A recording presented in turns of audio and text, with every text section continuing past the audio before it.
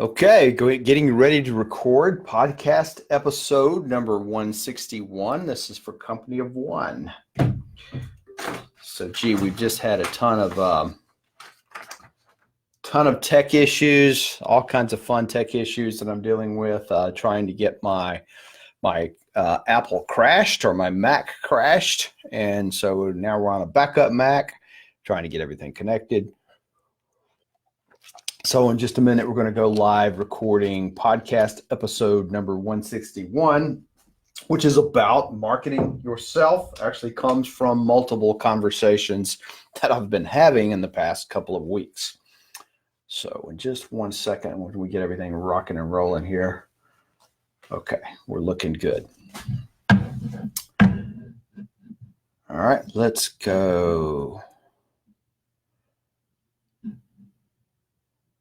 Now I've got more tech issues. We do not want any more tech issues. Okay, excellent. Welcome to Company of One. This is Dale Callahan, and this is episode number 161. Today, we're talking about what if you hate marketing yourself? Now, this question actually came to me directly from somebody the other day and he just told me, he said, Dale, I just despise marketing myself. I feel like a slimy used car salesman. So if you're a used car salesman and you're listening to this, well, no apologies are needed. You've earned your reputation, and that's quite fair. If you're a lawyer, we might throw you in the same boat. But what we're talking about is marketing from a professional point of view, from professional, and this particular person was an IT, we're actually a software engineer for a major, ginormous DoD provider. But we see this all the time. No matter what your job is, I'm working inside of a corporate situation. I'm trying to market myself and brand myself. And what happens is, especially as I'm working with people as they're going through a graduate program or people I'm working with on the outside, is we start talking about the Company of One model, which puts you in the situation where you are a company. And we talk about there's 4 roles of a company: is marketing, operations, research, and finance. And most of us are kind of good at getting the job done, but we just really are terrible about marketing ourselves. And so that's just something that this constant struggle. And it's really kind of funny because we sit there in this blind spot thinking that the boss or the boss's boss or whoever is paying attention to what we're doing. We have this perception that they know what we're doing, that they understand why what we're doing. And most of it's not even true. So many of us, matter of fact, I challenge you as you're listening to this to go talk to your boss, make a list of everything you do and go talk to your boss about those things. You'll probably be surprised there's things on that list your boss doesn't know you're doing. And there may be some things on that list that your boss wishes you weren't doing, so it would be a good conversation. So today, though, we're going to just talk about the hatred of marketing yourself. What do you do when you're struggling with this concept of marketing? Most people I'm working with, they're not arguing with me about the need to market themselves. They know that, they see that, they feel that, they want to grow in their income. But what they're struggling with is, how do I do it without looking like that slimy used car salesman?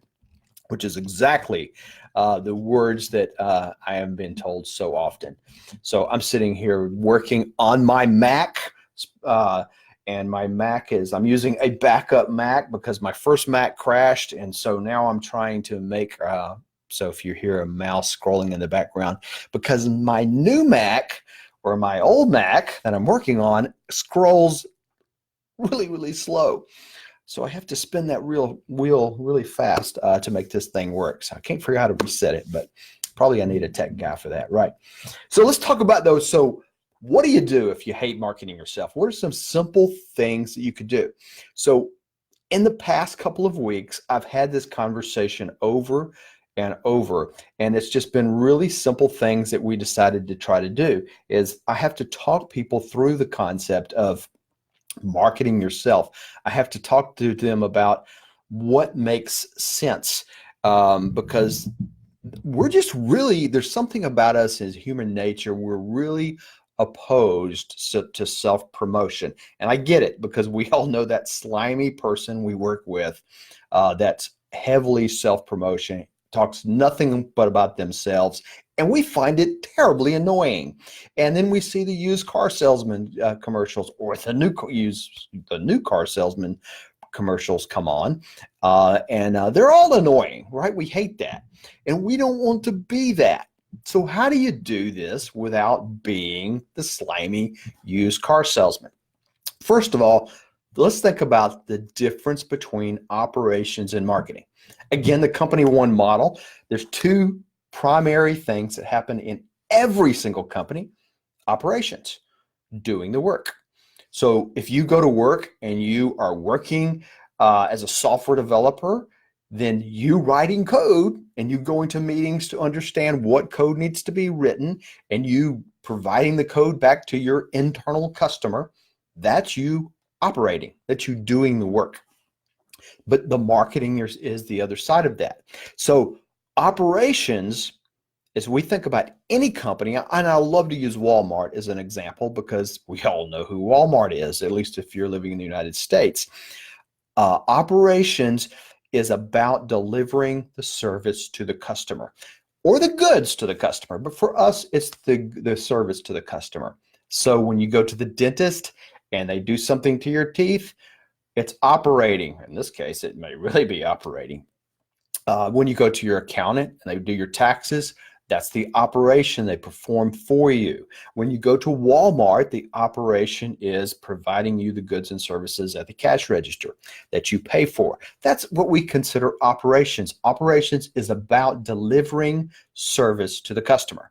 And remember, the whole transaction between you and somebody else that brings you money, your boss, your customers, is trading goods and services for money.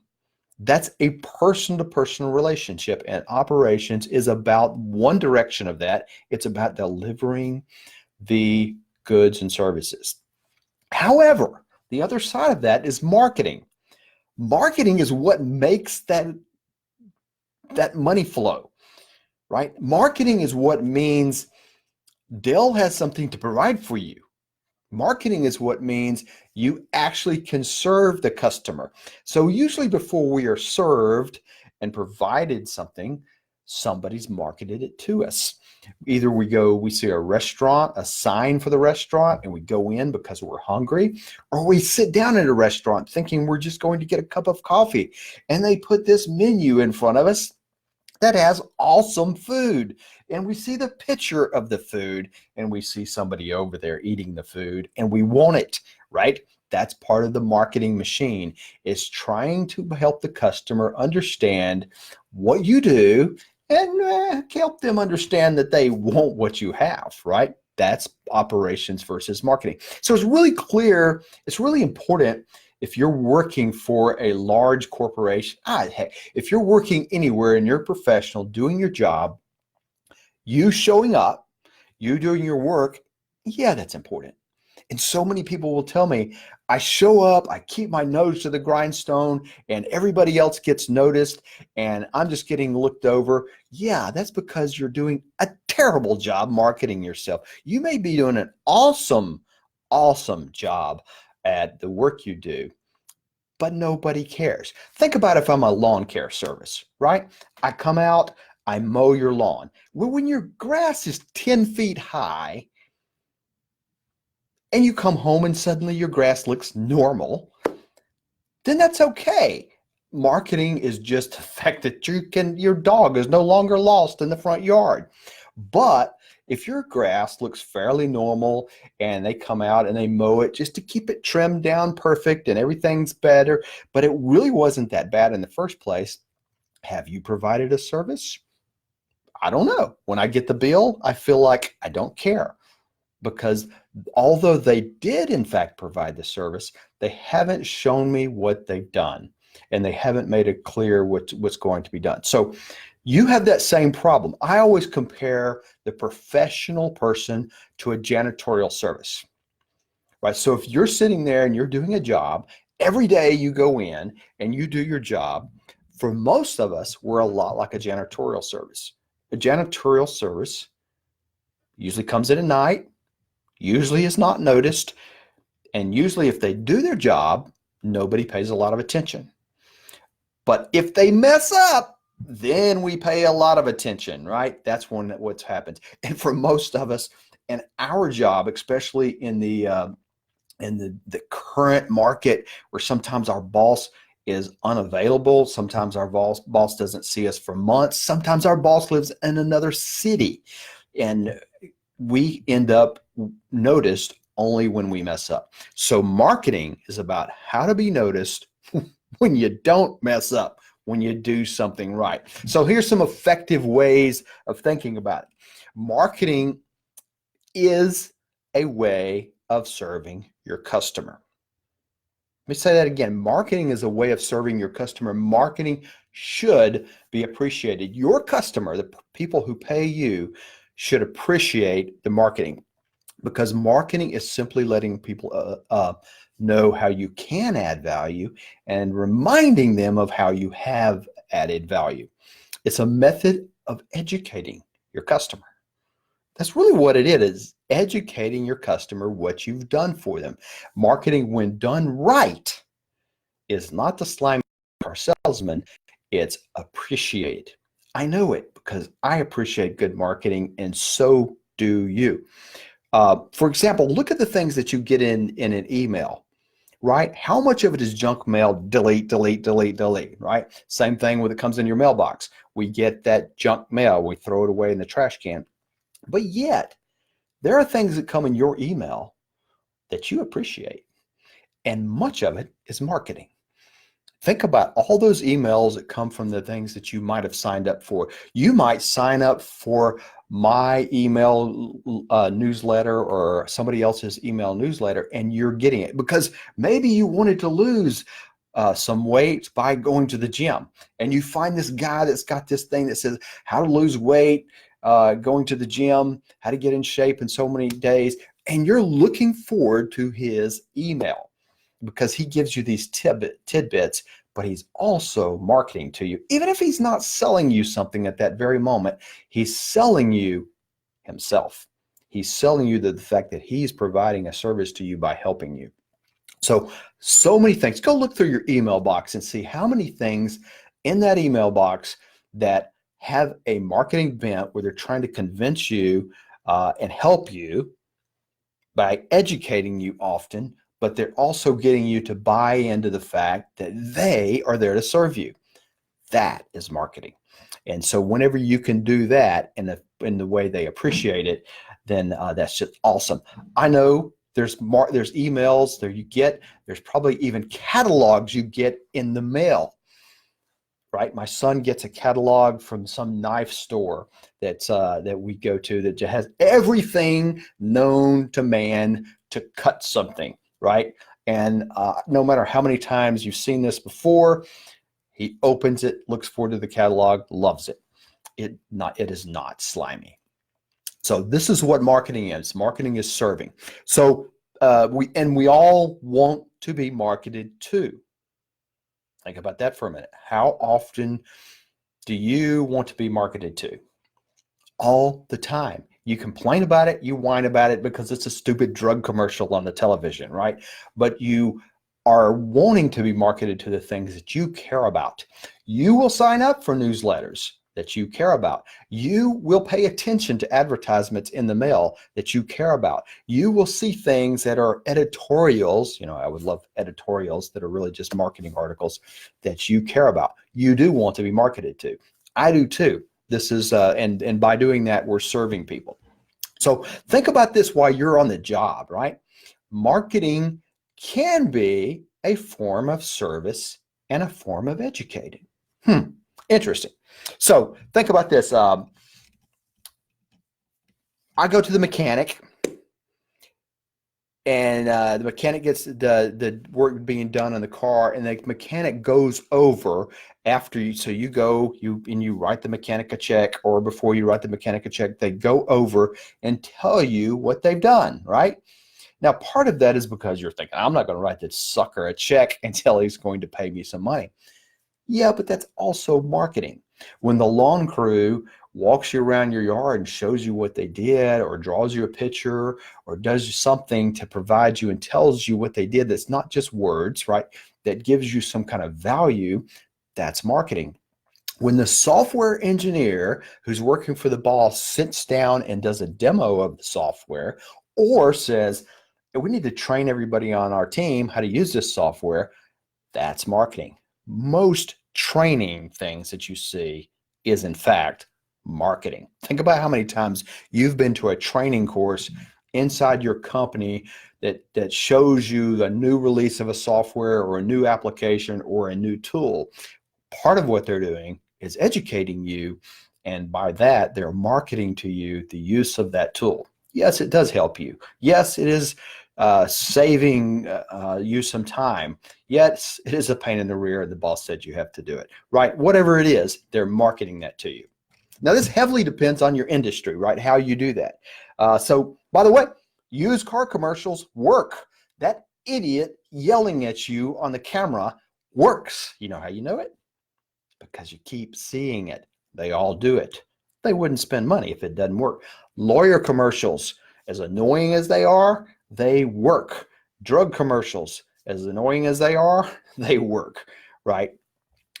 You can turn them off if you want, but you can't deny that it's actually working. So it depends on the industry. You don't want to do any of those things. So how do we do this from a professional services, right? So how do we do this? First of all, you are selling you. You are the product. So you're selling a person and not a product, and you're also selling to a person, not a company. So this is remember, the business transaction is a person-to-person relationship. So focus on what you can do or what you have done.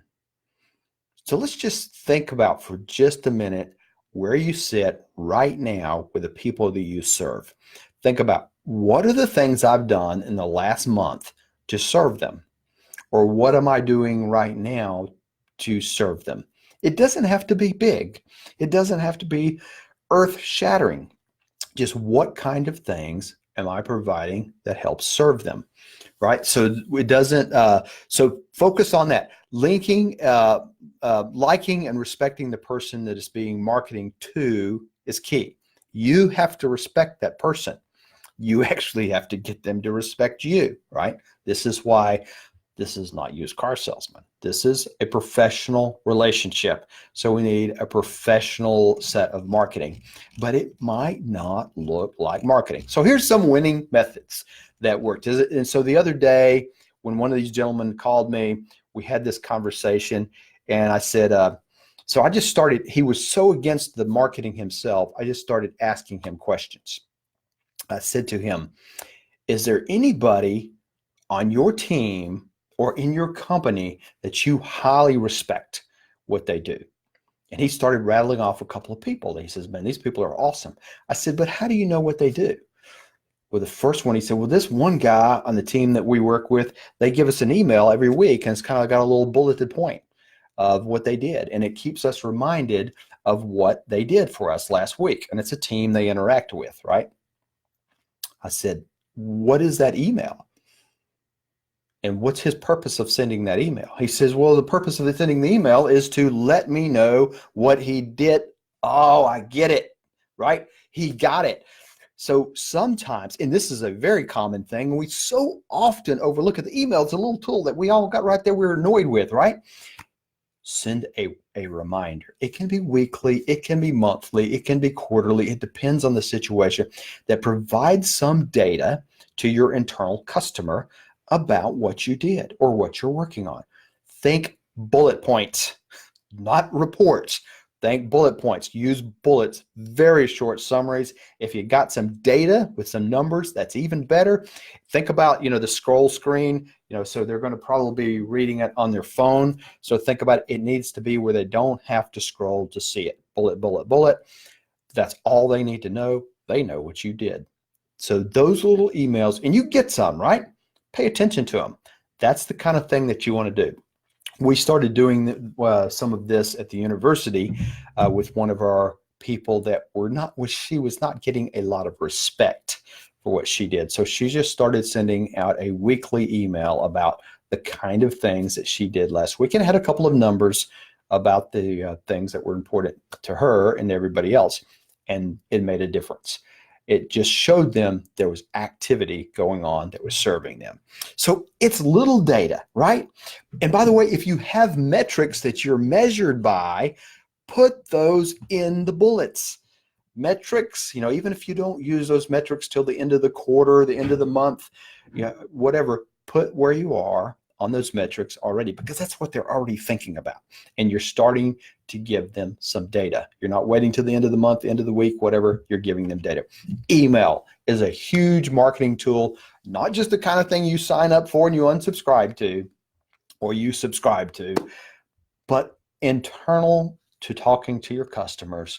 It's awesome. It's the tool that's so easy to use, but do not write a book. Simple bullet points. The second thing we do related to emails that we see often, and often this is misused, is copying your internal customers on your emails. I don't mean the kind of email where you're writing to somebody and you copy their boss. That's so blooming annoying, right? We see that all the time. You copy everybody in the world because you're fussing about things. So, I mean, if you're announcing that you're about to release the new software that you're working on and you announce it to the team over here that needs it, copy your boss. Now, you might be doing that anyway. Your boss doesn't probably care. Well, they care. They probably don't need to read the details, but just seeing that, they know what happened. So many people won't do that. So many people will not copy their boss because they're trying to hide what they're doing from their boss. I don't understand that. This is the person who's making you make money, right? So just copying them, and again, this is not a telltale, I want to tell on you and the kind of things that's used in corporate America that's so blooming annoying, but copy them in a way that shows, hey, we're providing the service, we're getting it out there. Now, this might be more detailed than your customer or your boss needs, but the team that you're sending it to needs it. That's still good, right? They're not going to read it. They'll stick it in the file, and they'll note you did something. The third thing that we find about working, so the first two are about email, providing a weekly reminder email or periodic reminder email. The second thing is copying your customer on the right internal emails. The third is having an agenda. This one annoys me so much, and it annoys you so much. It is gold. This is gold. If you have periodic meetings with people, and we know you do, and or staff meetings, and especially if you have one-on-ones with your boss, which are pretty common, be prepared with talking points. I don't mean a written down agenda, but just something simple, talking points where you just write down 4 bullet items. I want to talk about this, this, and this, because what happens is, especially this is true in one-on-ones, you're going to have a one-on-one weekly meeting with your boss. Half the time you go in there, your boss doesn't know what to talk about, right? So you come up with the agenda. Here's the thing you want to talk about, but you're updating him or her on the things that you're doing. This is also valuable in the sense that if you don't go in there with an agenda, they tend to invent one. They tend to invent or talk about things you don't really want to talk about. So you drive the conversation. It's great. This is also, if you're sitting around a big round table and there's a whole bunch of people in the room and you're like, do we have an agenda to talk about? Or are we just going to sit here and blab? I went to one of those meetings today, and it's just like, we're just sitting here until everybody's ready to leave. So have an agenda. If you have an agenda, even for those kind of meetings, you tend to drive and control the meeting. And you actually get some things done, and you're probably appreciated by everybody else who wants to just drive to the agenda and not just sit around and talk.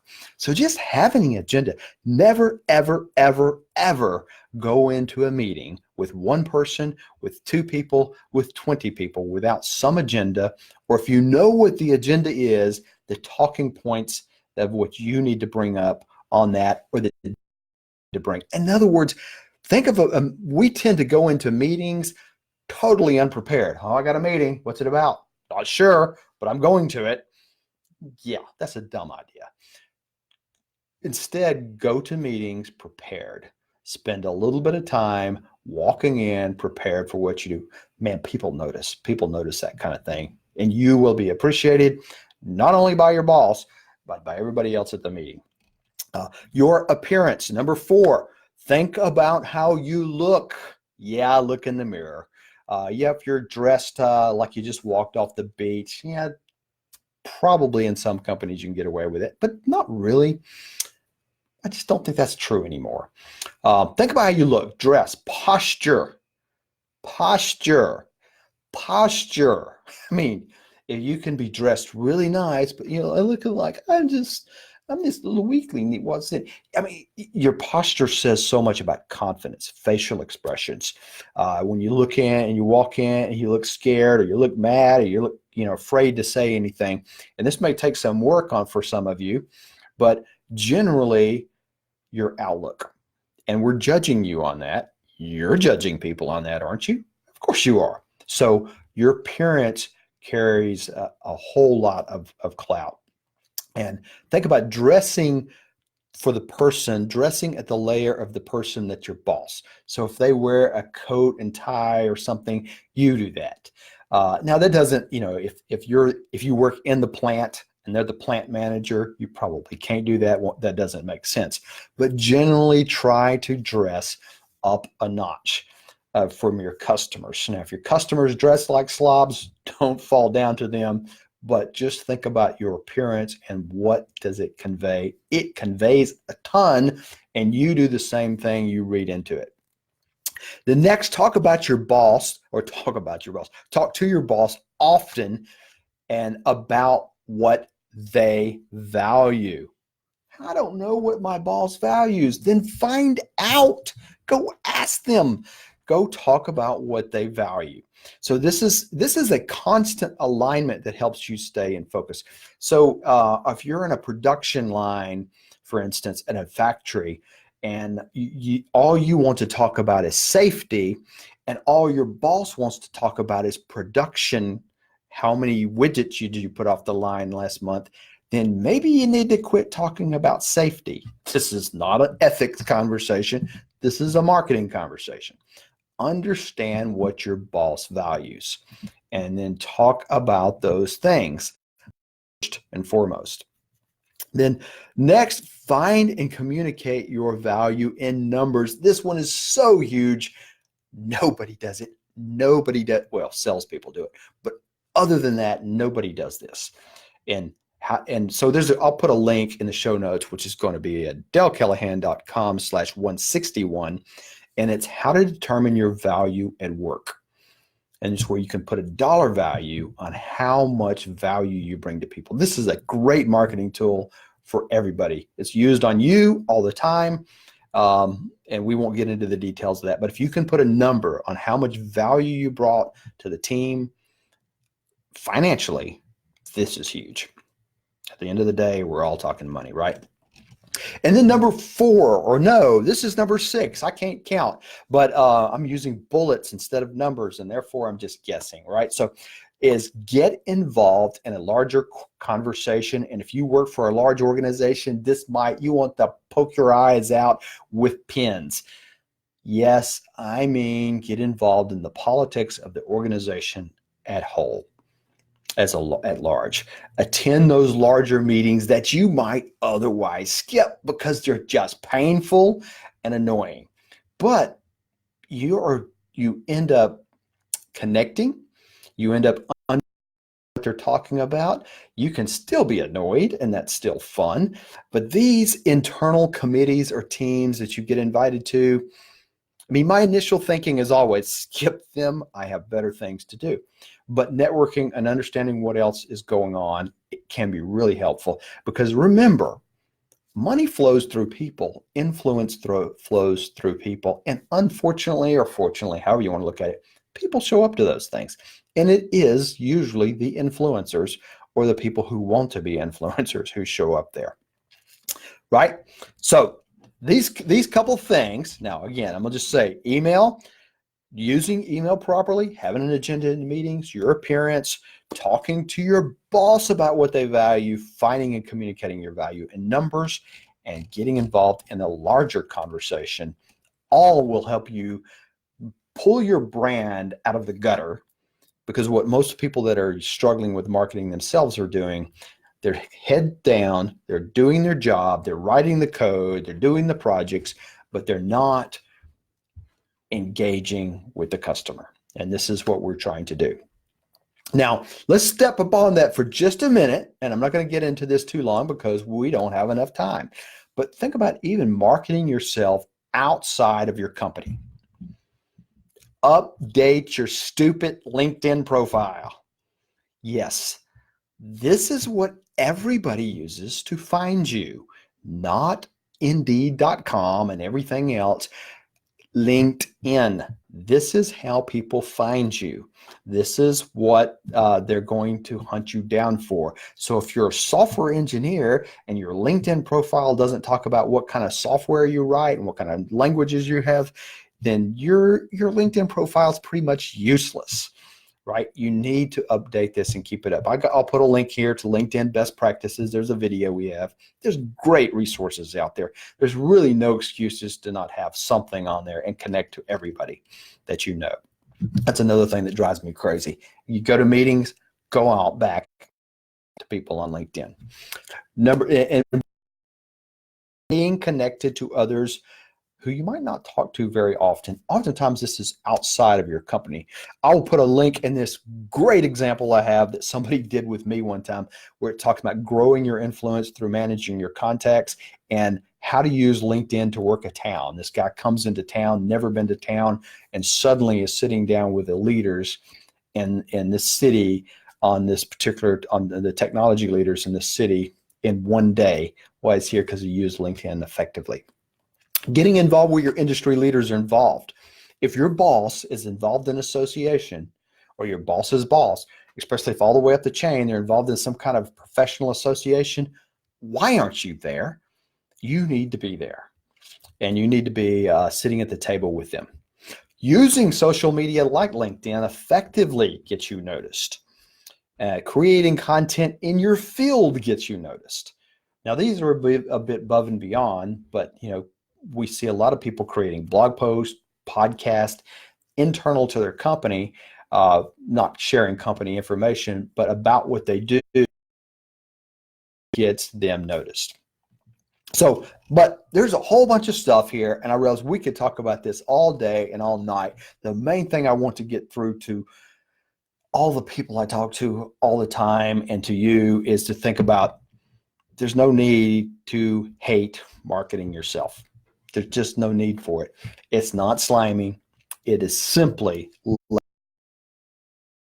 add value to their lives or reminding them how you have in a non-slimy, an educational, and an appreciative way.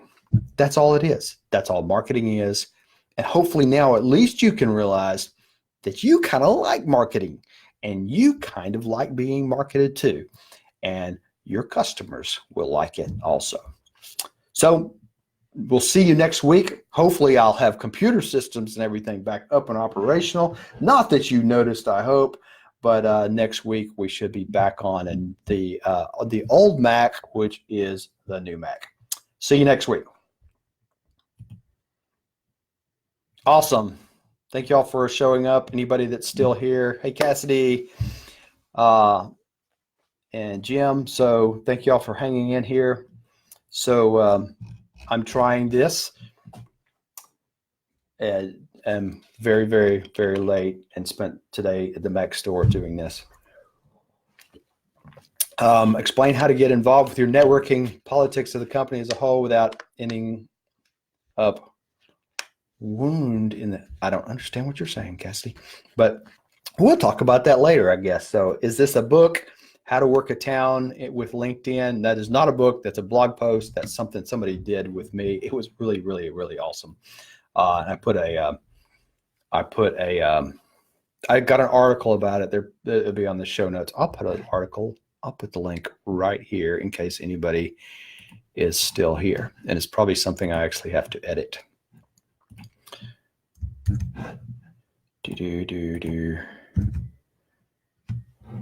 There it is. So, Cassidy, if you're still here, shoot me an email or shoot me something, and I will get you an answer if you have a question.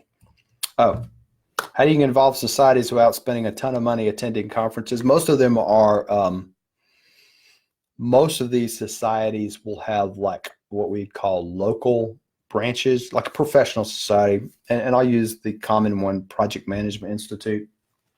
They have a professional in almost every city. You'll find one. And so really you're just attending a local meetings, going to buy lunch. But some of the bigger ones, yeah, you're going off to conferences. But if you work for a company, a lot of times they'll pay for that. And then you also have to make judicial decisions about, that's just going to cost too much. The trip to Hawaii, that's going to be off. But the trip to Atlanta or where, depending on where you live, right? Hawaii might be cheaper. But you just kind of make the choices based upon what makes sense. Obviously, I'm not going to go jumping around all over town until I see things going. But what happens, though, when you get involved in these professional associations, if you start to take a leadership role, say the Project Management Institute, for instance, just to make an example, and they're going to have a meeting in another city that's a big city like a Las Vegas, and you want to go to it, and you volunteer to help. And oftentimes you can get some of your stuff paid for because you're now on the committee. And being on the committee means you're going to get noticed a lot more. So those kind of things, and we see that usually people that are showing up to those kind of things, that's what they're doing. They're almost getting a free ride. So awesome. So I'm going to get out of here. Jim, hey, it's great to hear from you. Always a pleasure to be here. 2 weeks away from moving to Massachusetts. Oh, no, you're going to get cold. So we need to have lunch before then, Jim. So I'll reach out to me by email, or I'll reach out to you if we get a chance to get together. You can don't bring your cats. So awesome. All right, we'll see y'all later. Y'all have a great night. Jim, I'll talk to you soon.